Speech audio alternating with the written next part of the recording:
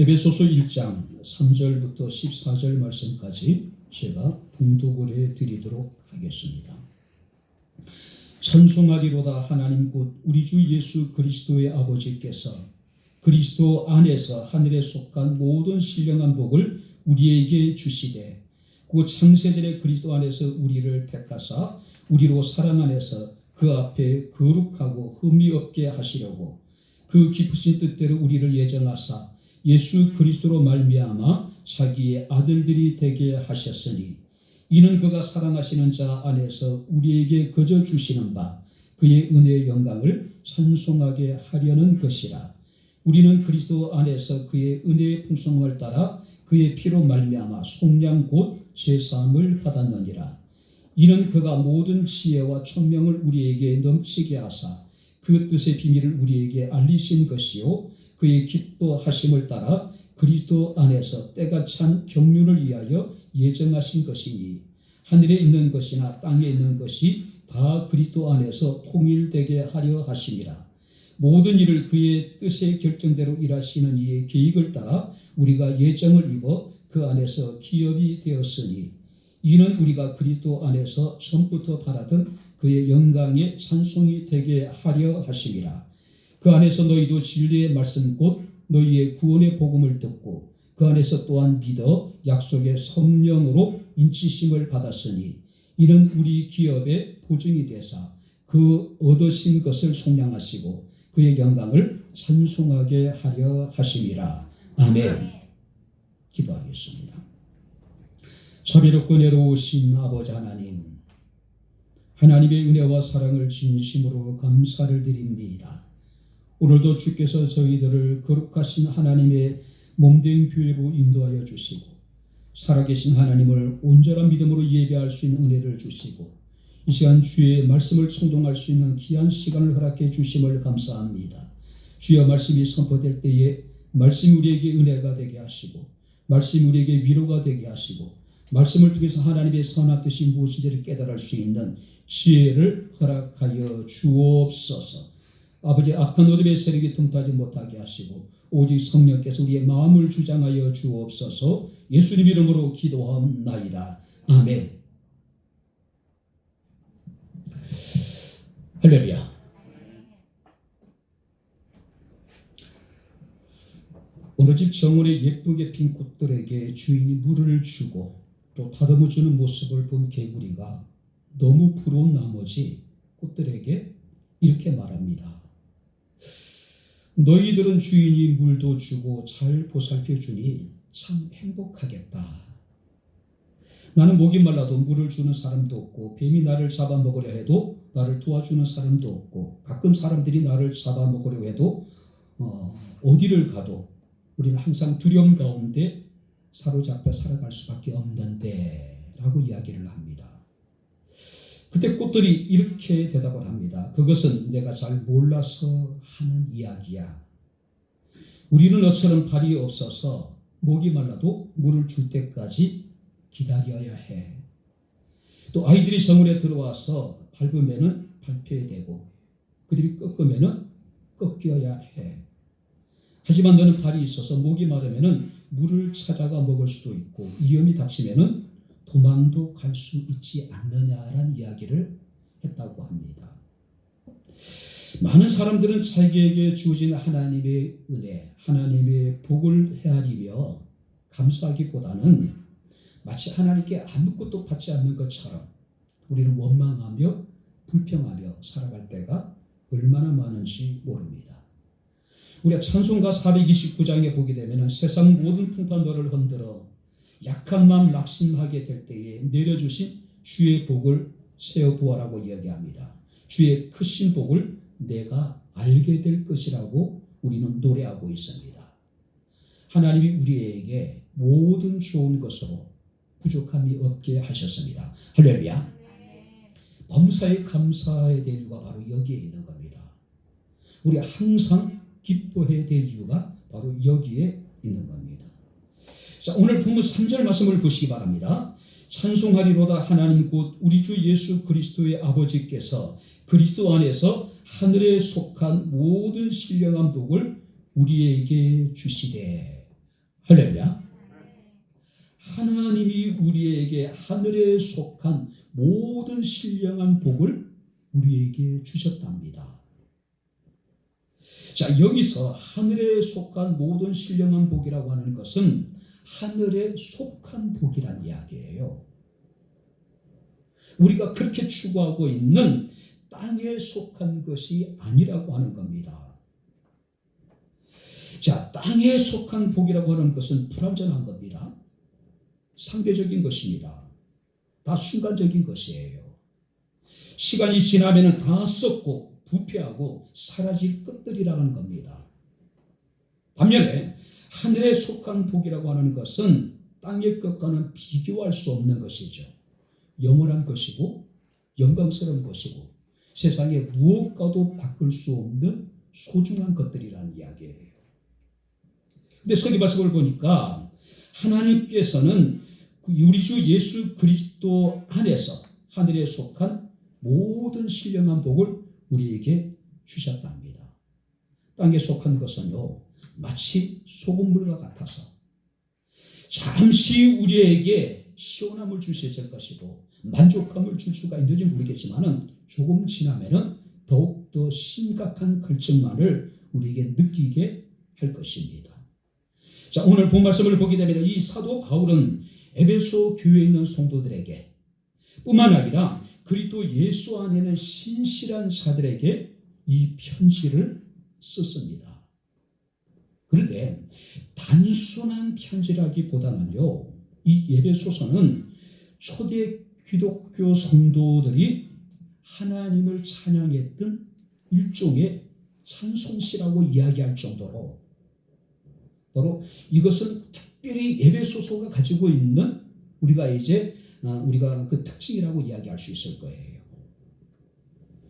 사도 바울은 하나님의 구원의 계획을 찬양하고 있습니다. 자, 여기 보세요. 인사말을 하자마자 바로 하나님을 찬양해요.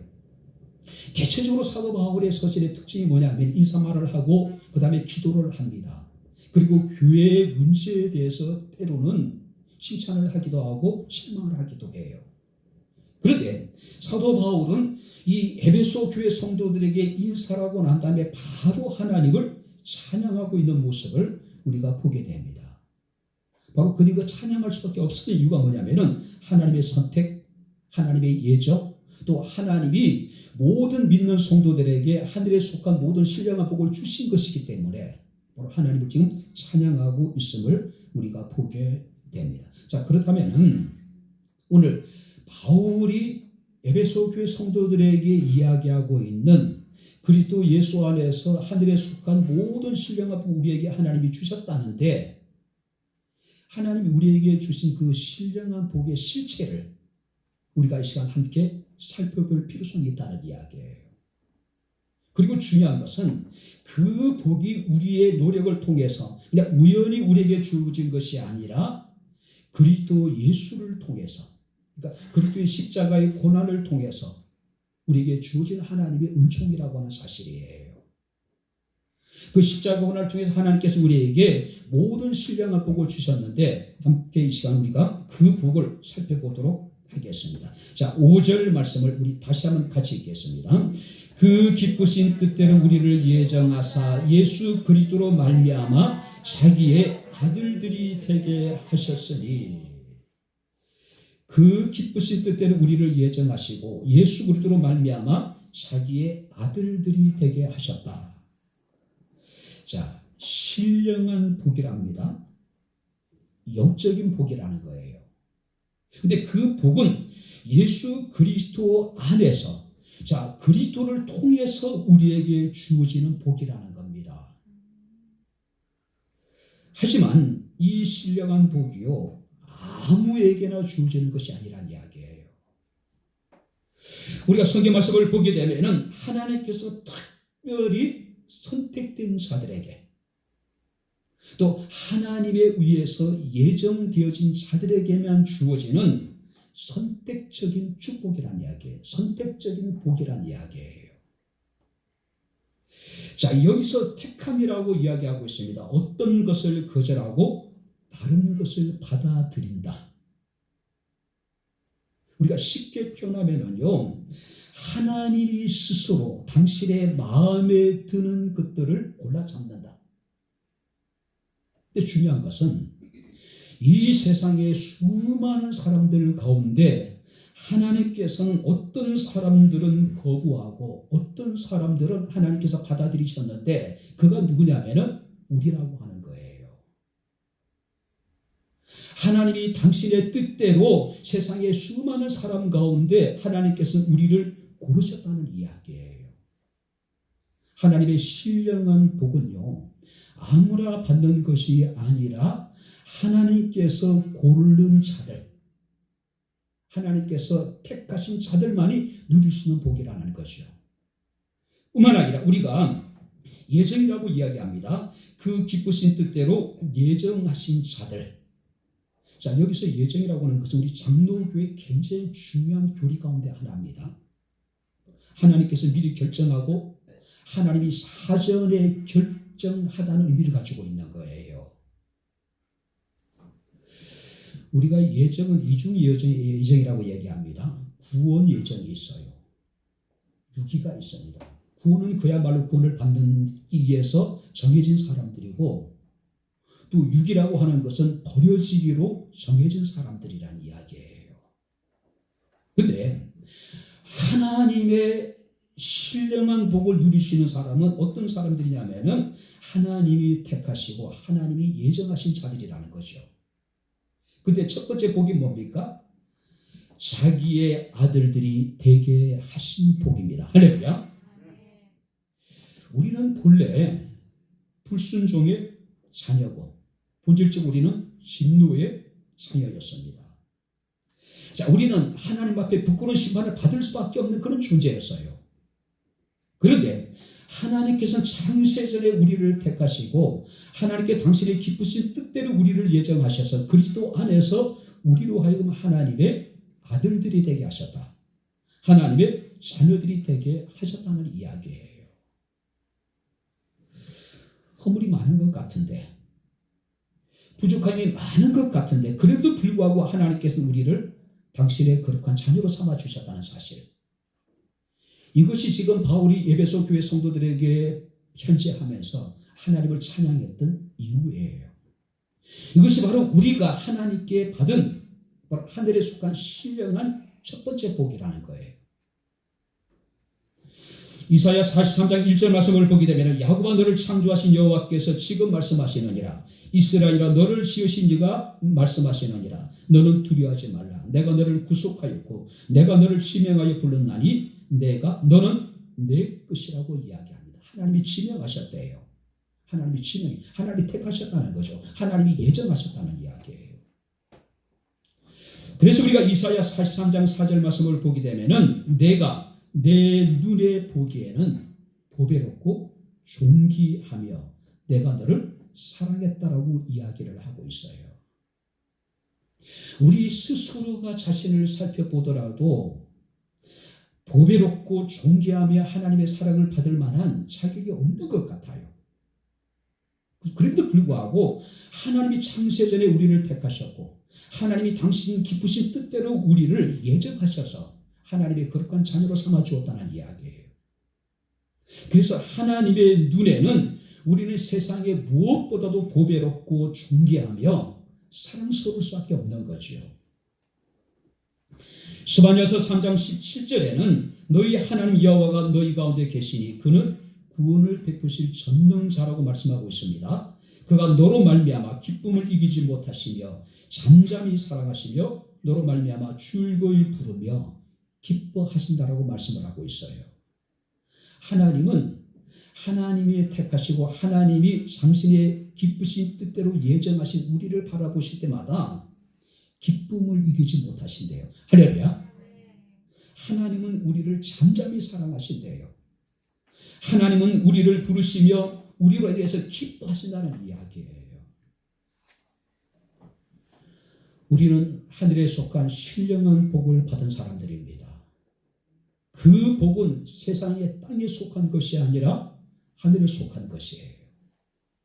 그 복은 바로 우리가 하나님의 기쁘신 뜻대로 예정되어져서 하나님의 거룩한 자녀가 되었다라고 하는 사실이에요.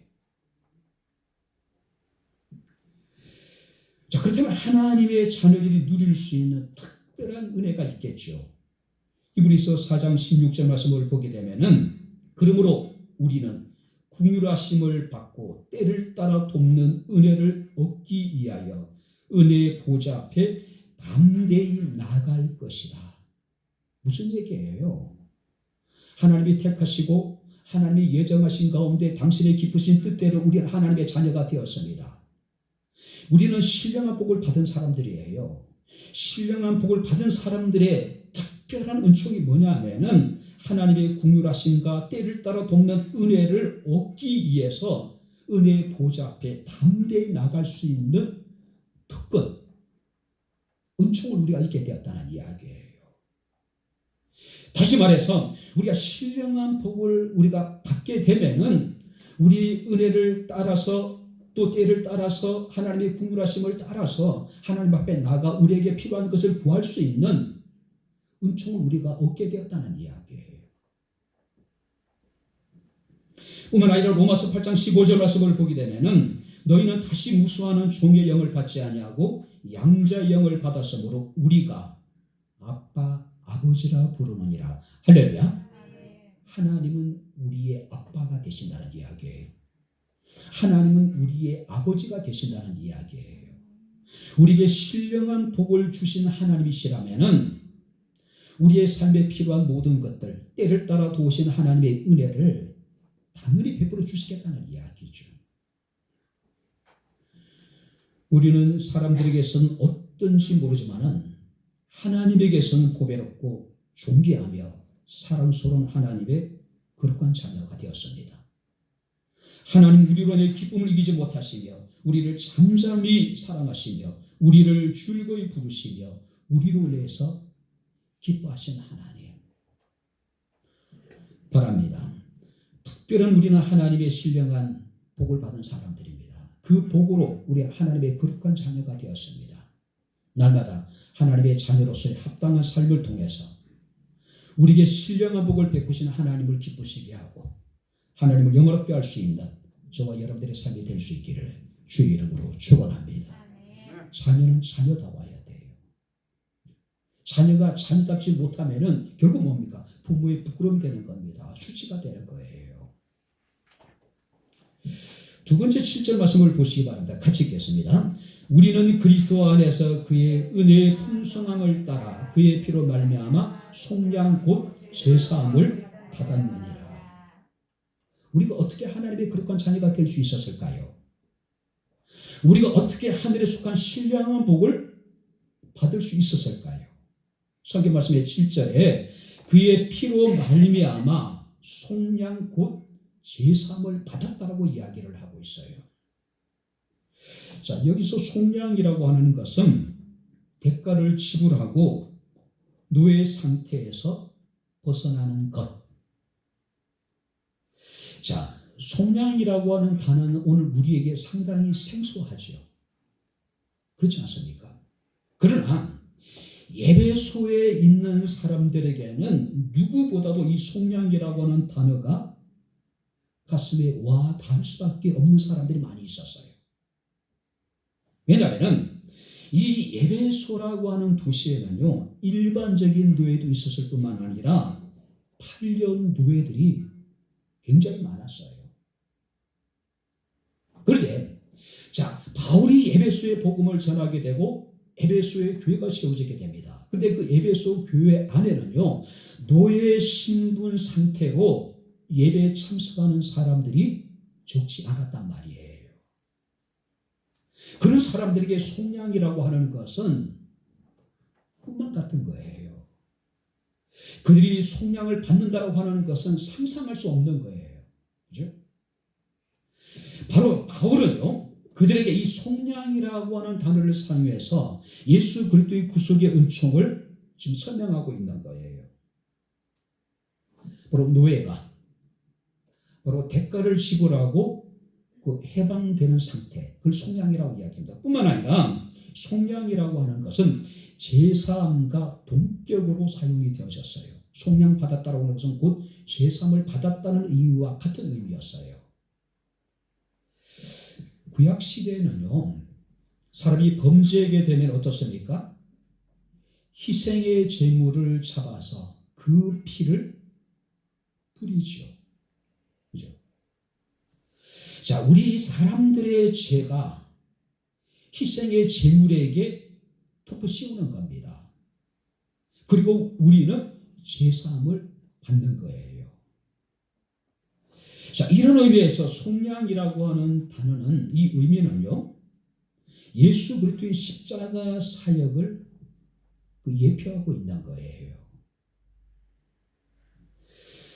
오늘 죄악 가운데 있던 사람들이, 바로 세상의 노예의 신분 상태에 있던 사람들이 어떤 대가를 지불하고 희생의 제물의 희생을 통하여서 우리가 그 죄로부터 제사함을 받았고, 우리는 구속으로부터 우리는 속량을 받게 되었다.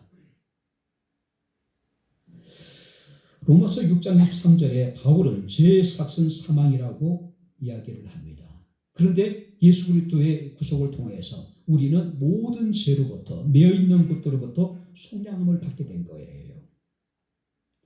그래서 사도 바울은 골로새서 1장 14절에 그 아들 안에서 우리가 속량 곧 제사함을 받았다라고 이야기를 하고 있어요. 뿐만 아니라 베드로전서 1장 18절 19절 말씀을 보게 되면은 너희가 알거니와 너희 조상이 물려준 헛된 행실에서 대속함을 받은 것은 은이나 금같이 없어질 것으로 된 것이 아니요 오직 흠없고 점없는 어린 양 같은 그리스도의 보배로운 피로 된 것이다. 할렐루야. 우리가 속량을 받은 것은 바로 금이나 은이나 없어질 것으로 된 것이 아니라 오직 흠없고 점없는 어린 양 같은 그리스도의 보배로운 피로 된 것이라는 이야기예요. 예수께서 십자가를 지시고 피를 쏟으셨습니다. 그가 친히 우리의 모든 죄를 담당하셨습니다. 그가 십자가에 지시고 부활하심으로 말미암아 모든 매어있는 것들로부터 우리를 하나님께서 자유케 해주셨어요. 그래서 이사야 53장 5절 6절 말씀을 보게 되면은 그가 찔림은 우리의 허물 때문이요 그가 상함은 우리의 죄악 때문이라. 그가 징계를 받음으로 우리가 평화를 누리고 그가 채찍에 맞음으로 우리가 나음을 입었다라고 이야기하고 있는 겁니다. 오늘 사랑하는 성도 여러분들, 우리는 하늘에 속한 신령한 복을 받은 사람들입니다. 그 복이 어떤 복입니까? 제3의 복이에요. 속량의 복이에요. 우리는 우리 죄 문제를 도저히 해결할 수 있는 방법이 없어요. 구약 시대에 바로 희생의 제물을 통해서 죄를 사기는 했지만은 그것은 불완전한 것이에요. 끊임없이 계속 반복되어져야 돼요. 끝이 없는 거예요.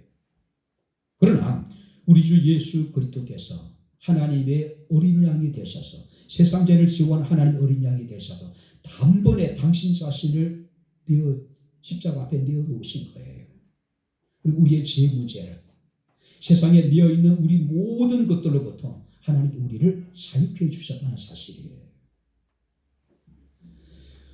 우리는 내 죄가 어떤 것이든 간에 우리가 우리 죄를 자백하기만 하면 모든 불의에서 주께서 우리를 깨끗게 하실 것이라는 사실을 믿으시길 주 이름으로 축원합니다. 그리고 우리는 믿음으로 제3의 은총을 삶 가운데 누려가는 겁니다. 누리는 거예요. 뿐만 아니라 세 번째 11절에는 이렇게 말씀하고 있습니다. 다시 한번 같이 읽겠습니다. 모든 일을 그의 뜻의 결정대로 일하시는 이의 계획을 따라 우리가 예정을 입어 그 안에서 기업이 되었으니, 우리가 예정을 입어 그 안에서 기업이 되었다. 자, 여기 보세요. 기업이라고 하는 것은 구약적인 의미에서는 제비를 뽑아서 지정하다. 자, 기업이라고 하는 것은 이스라엘 백성들이 400년 동안의 애굽의 노예 생활을 마치고 광야 생활을 마치고 가나안 땅에 들어와서 정착을 하게 됩니다. 그런데 여호수아를 통해서 각 지파 사람들이 가나안 땅 분배 작업을 하게 되죠. 근데 제비를 뽑아요. 그죠? 그리고 그 제비 뽑은 땅이 그 지파의 기업이 되는 겁니다. 자, 기업을 받은 이스라엘의 각 지파 사람들은 어쩌니까 그 기업 안에 있는 이방 족속들을 진멸하고 이방 족속들을 쫓아내야 될 사명이 있었어요. 하나님이 기업으로 주신 그 땅을 지켜나가야 될 책임이 그들에게 있었단 말이에요. 자, 신약에 와서 기업이라고 하는 단어를 사용할 때는요, 성도들이 하나님의 선택을 받고 하나님의 기쁘신 뜻대로 예정하심을 입고 하나님의 아들들이 되었습니다. 자녀가 되었어요. 자, 그렇다면은 하나님께서는 그 택함받고 하나님의 거룩한 자녀로 예정되어진 그 자녀들에게 구약 시대에는 가나안 땅을 분배해서 지파들에게 분배를 하셨다면은 오늘 우리들에게는 천국을, 하나님의 나라를 우리에게 기업으로 하나님 허락하셨다는 이야기예요. 하나님의 나라를. 그죠? 이는 단순히 어떤 기업을 받는다는 의미보다는 훨씬 더 넓은 의미예요.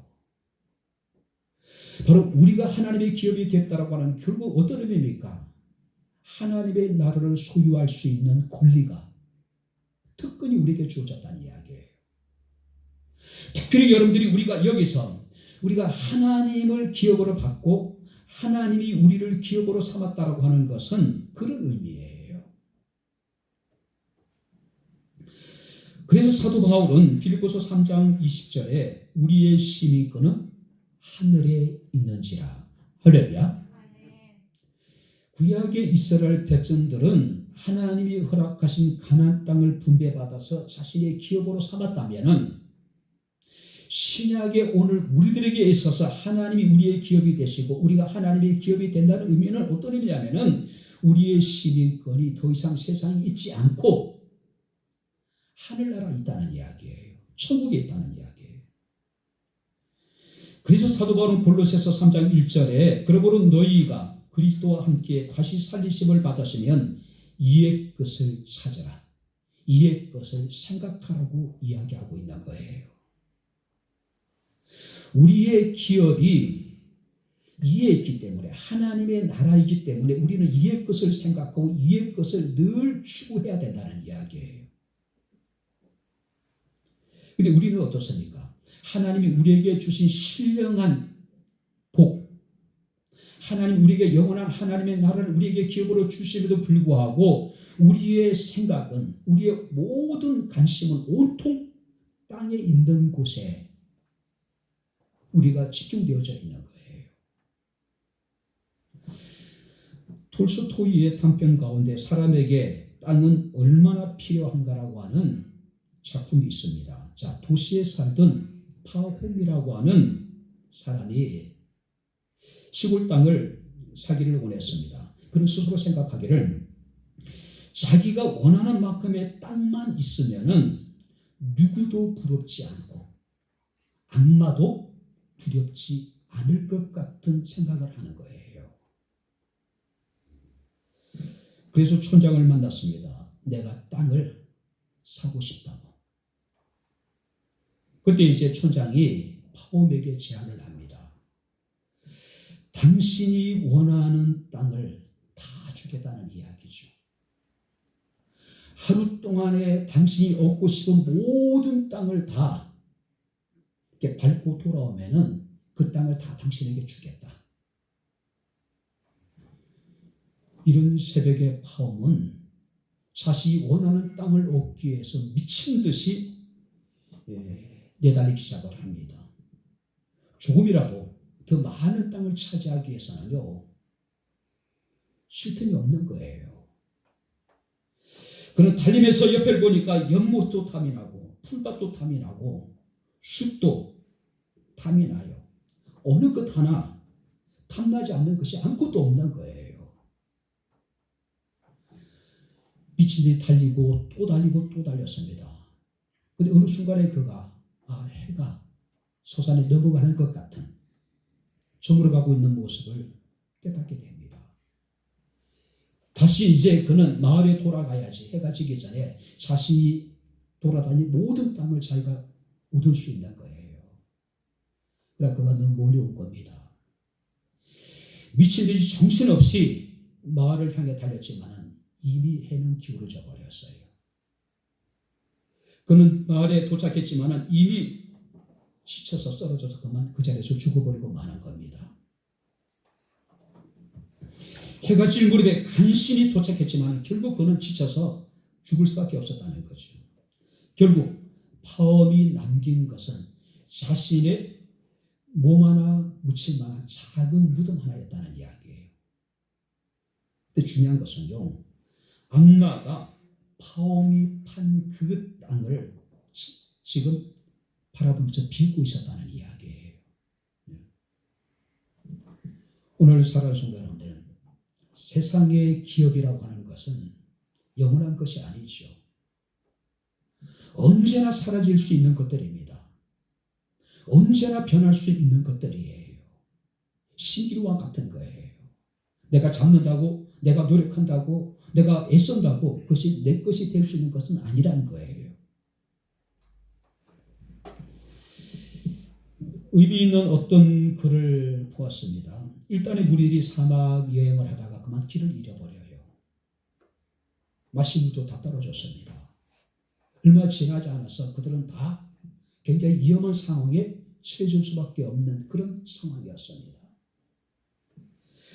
사람들은 여기저기서 혹시 사람들이 머물렀던 흔적들을 찾기 시작합니다. 왜? 그곳에는 무엇인가가 있을 것 같은 그런 기대를 가지고요.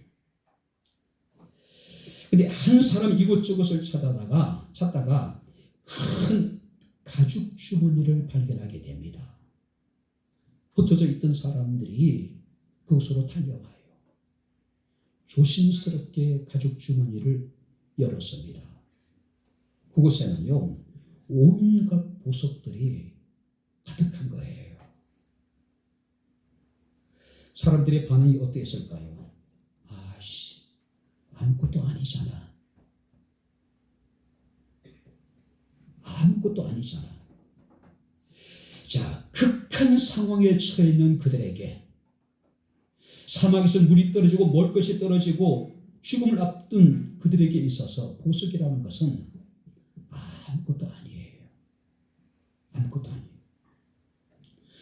어느 순간에 이르게 되면은 지금 내가 가장 소중하게 여겼던 것들이 아무것도 아닌 때가 반드시 온다는 사실을 기억을 하시기 바랍니다. 할렐루야.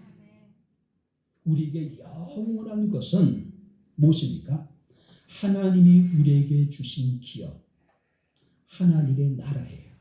그것만이 영원한 겁니다. 악마에게 영혼을 판 파우스트가 젊었을 때 이 땅에 살아가면서 그가 가장 소중하게 여겼던 모든 것들, 그것 때문에 자신의 영혼을 악마에게 팔았어요. 그러나 악마와의 어떤 계약 기간이 끝나게 되었을 때에 파우스트는 뒤늦게 깨닫게 됩니다. 영혼까지 팔아가면서 얻었던, 소유했던 모든 것들이 아무것도 아니었던 것을. 그날 밤의 도시에는 악마의 영혼을 판 파우스트의 울부짖음만이 소름 끼치게 사람들에게 들렸다는 이야기예요. 저는 요즘에요, 이 주택 문제로 인해서 젊은이들이 많이 마음이 상했다. 왜 마음이 상한지 모르겠어요. 강남의 3사병 아파트가 35억이래요. 2억 내려가지고 33억에 지금 매물이 나왔대요.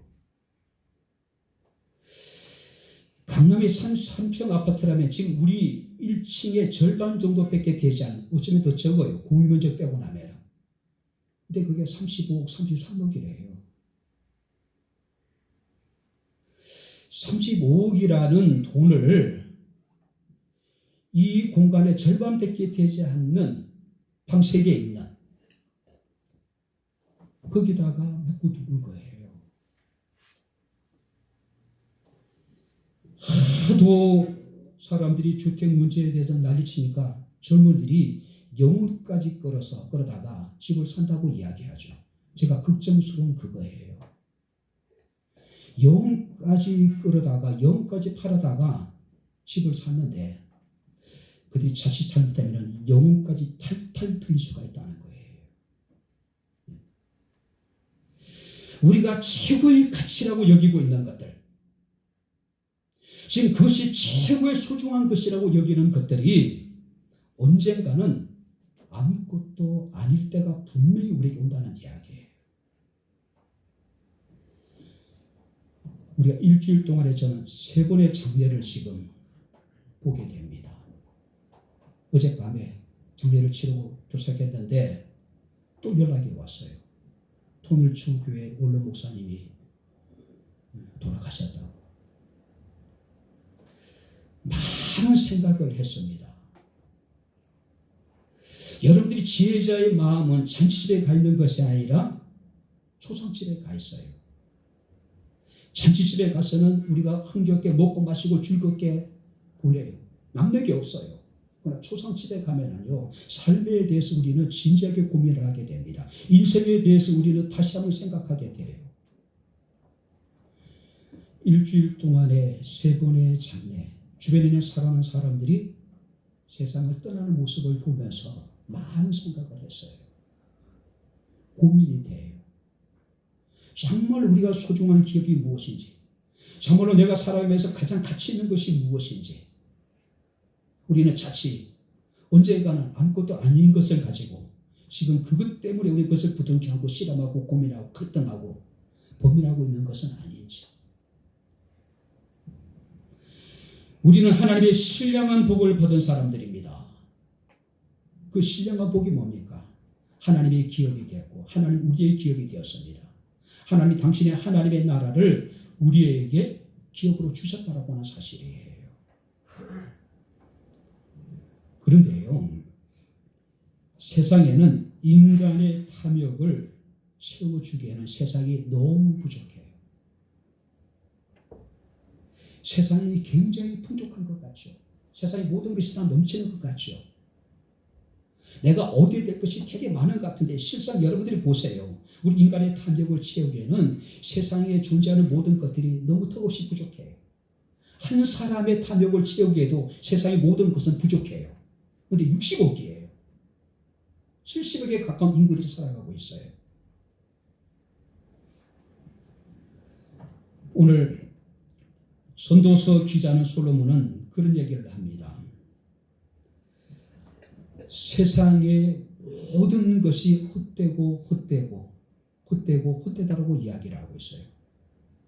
사람의 눈은 보아도 족함이 없고 귀는 들어도 차지 않는다고 이야기하십니다.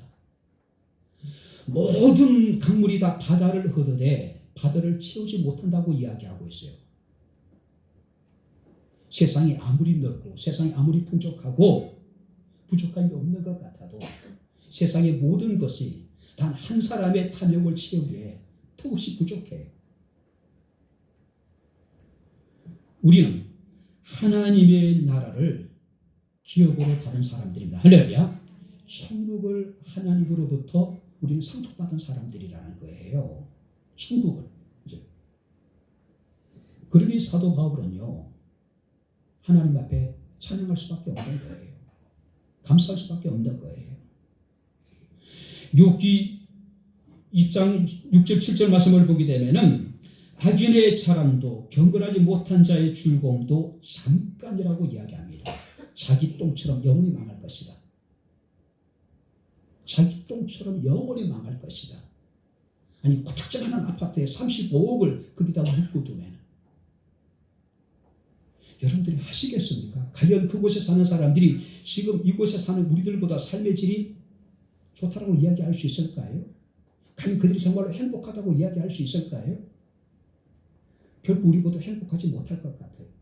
별로 나은 것이 없는 것 같아요. 그죠? 오늘 우리에게 말씀을 하고 있습니다.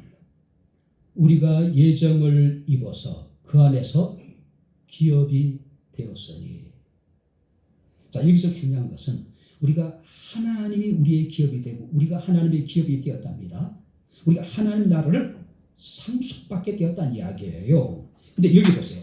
근데 이것을 우리가 세상적인 가치관으로 생각해서는 안 돼요. 무슨 얘기냐면은 우리가 하나님의 나라를 기업으로 받았다는 이야기는 하나님이 가진 그 무엇을 우리가 얻게 된다는 이야기가 아니라 하나님 자신을, 하나님 그분을 우리가 기업으로 받았다는 이야기예요. 우리가 하나님의 나라를 기업으로 받았다는 이야기는, 하나님 우리 기업이 되었다는 이야기는 하나님의 손에 있는 어떤 다른 것을 우리가 받겠다는 이야기가 아니라 하나님 당신 자신이 우리의 기업이 되어주겠다는 이야기예요. 천지를 창조하신 바로 만유의 주가 되신 그 하나님이 우리의 기업이 되어주겠다는 이야기예요. 그래서 하나님이 아브라함에게 이렇게 말씀하십니다. 바로 내가 너의 방패며 내가 너의 상급이다. 우리가 원하는 건 뭡니까? 하나님의 손에 들려있는 무엇인가? 우리는 그것을 늘 우리는 이제 누뚝거리고 있는 거예요. 그것을 우리가 견두질하고 있는 거예요. 저게 언제 내게 주어지는지. 근데 하나님 말씀하십니다. 이것이 아니라 내가 너의 기업이 되주겠다는 이야기예요. 할렐루야. 내가 자녀들에게 있어서 부모의 손에 들려있는 장난감이 더 중요하게 느껴지겠죠. 그러나 더 중요한 건 뭡니까? 그런 장난감을, 그런 선물을 줄 수 있는 부모님이 더 중요한 것이죠. 우리가 신앙적으로 어린 사람들은 늘 하나님 손에 들려있는 그 무엇인가를 우리가 늘 바라보고 있어요. 그러나 성숙한 믿음의 사람들은 어떤 사람들입니까? 하나님 자신을 우리의 기업으로 삼는 사람들이에요. 자, 그렇다면 마지막으로 하나님께서 우리에게 이렇게 하늘에 속한 신령한 복을 주신 이유가 있을 거 아니에요. 한번 12절 말씀을 우리 다시 한번 같이 읽겠습니다. 다 같이 읽겠습니다. 이는 우리가 그리스도 안에서 전부터 바라던 그의 영광의 찬송이 되게 하려 하심이라. 그의 영광의 찬송이 되게 하려 하심이라. 할렐루야. 근데 여러분들 우리가 이게 보세요. 3절부터 14절 말씀을 보게 되면은 찬송이라고 하는 단어가 무한히 많이 등장해요. 3절에 보게 되면은 찬송하리로다. 6절에 보게 되면 그 은혜의 영광을 찬송하게 하려는 것이다. 12절에 보니까 그의 영광에 찬송이 되게 하려 하십니다. 14절에 보니까 그의 영광을 찬송하게 하려 하십니다. 할렐루야. 하나님 우리에게 신령한 모든 하늘에 속한 복을 주신 이유는 뭡니까? 하나님을 찬송하라는 거예요. 하나님을 찬양하라는 이야기예요. 자, 여기 보세요. 바울의 서신의 특징에 대해서 말씀을 드렸죠. 인사말을 하고 기도를 하고 그 다음에 당신이 하고 싶은 이야기들을 해나가요. 이것이 대체적으로 바울의 일반적인 서신의 특징이에요. 근데 예배소는 인사말을 나눕니다. 그리고 그우두절미하고 하나님을 찬양해요. 그리고 신령한 복에 대해서 우리에게 지금 교훈해 주고 있습니다. 하나님 우리에게 신령한 복을 주신 목적은 바로 하나님을 찬양하라는 거예요. 찬양하라는 거예요. 우리는 죄와 사망이 벌써 벗어났습니다. 하나님의 거룩한 자녀가 되었습니다. 속량함을 받았습니다. 하나님의 기업이 되었습니다. 하나님 우리의 기업이 되어 주셨어요. 그러니 우리가 하나님을 찬양하라는 이야기예요. 그의 영광의 기업을 우리가 찬송하라는 이야기예요. 시편의 기자는 호흡이 있는 자마다 여호와를 찬양하라고 말씀하고 있음을 우리가 보게 됩니다. 우리가 어떻게 찬양해야 될까요? 어떤 글에 보게 되면은 여름에 우는 매미는 15일에서 20일 정도 산다 그러죠. 그런데 15일에서 20일 정도 살기 위해서 이 매미는 14년에 17년 동안 땅속에 묻혀 있어야 된다 그래요.